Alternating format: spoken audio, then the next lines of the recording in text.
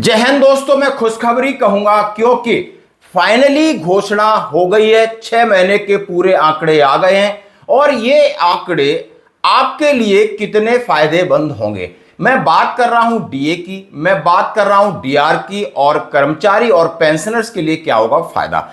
इसके साथ 8वें वेतन आयोग में फिटमेंट फैक्टर बढ़ोतरी के लिए क्या इसकी होगी भूमिका।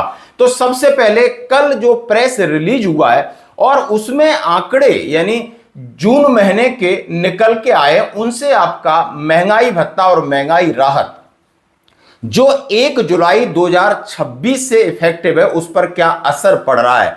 तो दोस्तों, जैसा आपने देखा होगा और मैं आपके सामने चार्ट रख रहा हूं पिछले आपके 6 महीने का, यानी जनवरी 2026 से 148.6, 148.5, 149.1, 149.9 और 150.8 था आपका मई में, और 1.1 की बढ़ोतरी होके 1.9 हो गया है। इससे आपका औसत निकलता है 148.65। जो औसत है जो 12 महीने का लेते हैं वो निकल रहा है 148.65।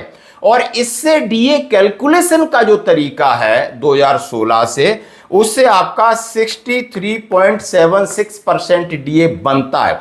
अब ये 63.76 है तो आपको 63 मिलेगा, यानी 3% डीए बढ़ोतरी।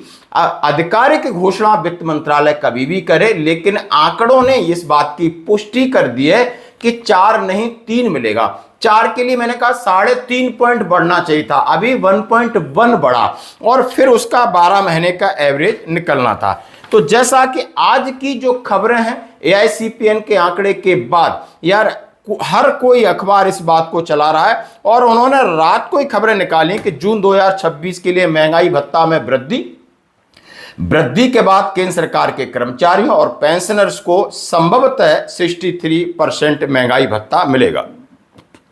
अब जो आंकड़े हैं, जो एक कैलकुलेशन है, उनकी प्रेस रिलीज है, उसका जिक्र किया है।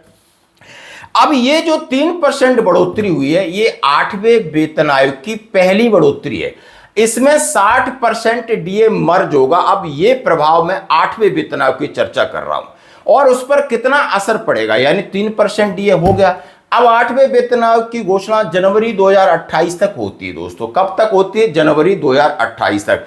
अब 2027 में भी 2 बार बढ़ेगा और जनवरी 2028 में बढ़ेगा, यानी 3 बार डीए आपका और बढ़ेगा। यदि मैं ये मान के चलता हूं 5 और 3 8% भी बढ़ता है तो 71 या 72% आपका डीए होगा, जिसको आप ले रहे होगे अपनी पे के साथ और पेंशन के साथ।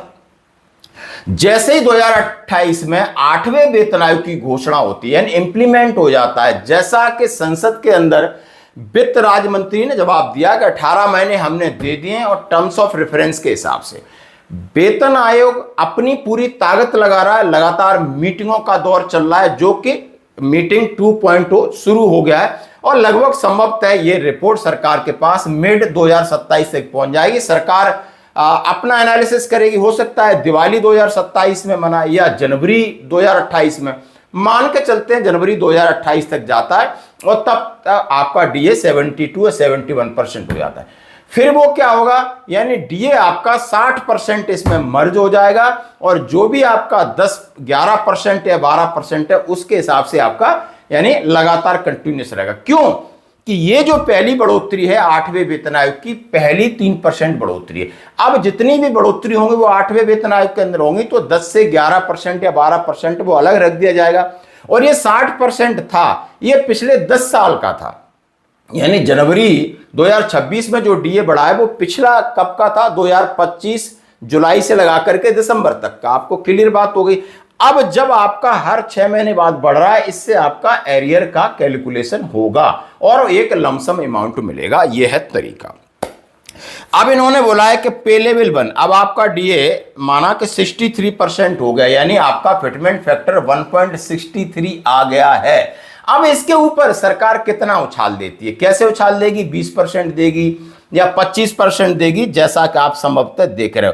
लेकिन दोस्तों अभी आपका 1.63 है, तो आप पे लेवल 1 से पे लेवल 10 का भी इन्होंने चार्ट दिया है कि कितनी कितनी बढ़ोतरी हुई है और उसी हिसाब से आपकी पे पेंशन बढ़ रही है, जैसा सभी को कैलकुलेशन आता है कि हमारा 3% बढ़ा है, तो अभी जिसकी घोषणा लगभग दिवाली दशहरे के आसपास सरकार हमेशा करती आई है। तो दोस्तों ये था डीए का अपडेट, डीआर का अपडेट और इसका प्रभाव 8वें वेतन आयोग पे क्या पड़ेगा। और मैं ये कहूंगा 8वें वेतन आयोग की पहली बढ़ोतरी 3% जिसकी शुरुआत हो गई है, अब आगे जितना भी बढ़ेगा ये आपका हमेशा कैलकुलेशन में रहेगा और 60% आपको मर्ज कर दिया जाएगा। धन्यवाद।